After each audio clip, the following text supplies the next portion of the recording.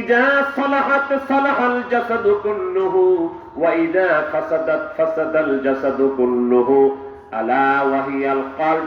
আমার নবীজি বলেন, তোমাদের শরীরে এক টুকরা গোশত আছে, যেটা পবিত্র হলে সব পবিত্র, আর যেটা অপবিত্র হলে সব অপবিত্র।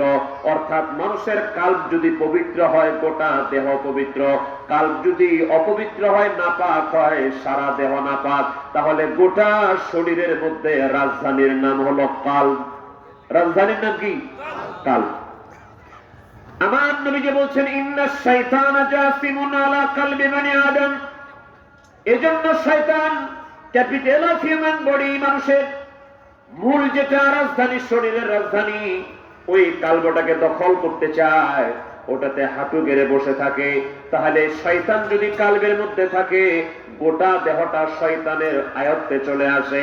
কালব থেকে যদি শয়তানকে তাড়ায় দেওয়া যায়, তাহলে আমার গোটা দেহটা শয়তানের প্ররোচনা থেকে, শয়তানের আক্রমণ থেকে মুক্ত হয়ে যাবে। তাহলে আমাদের কালবের মধ্যে কি শয়তান বসানো যাবে? রাখা যাবে? তাহলে এখান থেকে শয়তানকে দূরে সরাইতে হবে। তো কেমনে করব? How is possible? কিভাবে সম্ভব?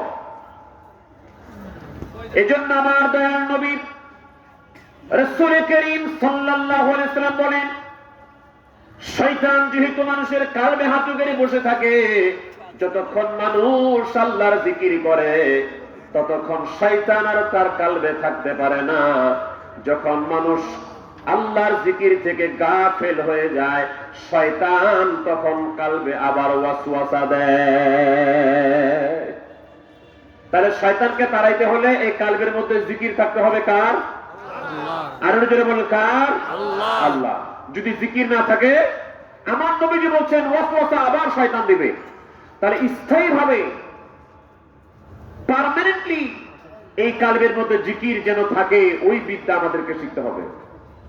এবার আমি কয়েক সেকেন্ডে বলিনি, আপনারা আমরা যে ওই ফরিদপুর জেলার সদরপুর থানার আটরশি গ্রামে যাই, কেন যাই?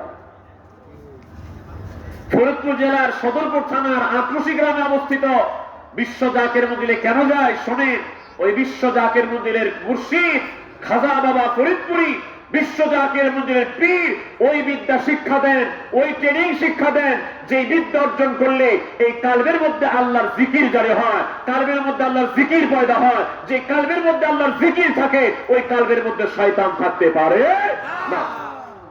সাফ কথা ভাইরা আমার। তাহলে বুঝেন তো, আত্মশীর পীরের শিক্ষা হলো কালবের মধ্যে আল্লাহর জিকির থাকবে, আর যতক্ষণ কালবে আল্লাহর জিকির থাকবে ততক্ষণ শয়তান থাকতে পারবে না। তাহলে আপনি কি মনে করছেন শয়তান আপনাকে এমনি ছেড়ে দিবে? শয়তান তো মরণ কামড় দেওয়ার চেষ্টা করবে। শয়তানের জন্য তুই আত্মশী চাইস না। কি কয় শয়তান? তুই ওলি আল্লাহর দরবারে যাইস না, তুই পীরের দরবারে যাইস না।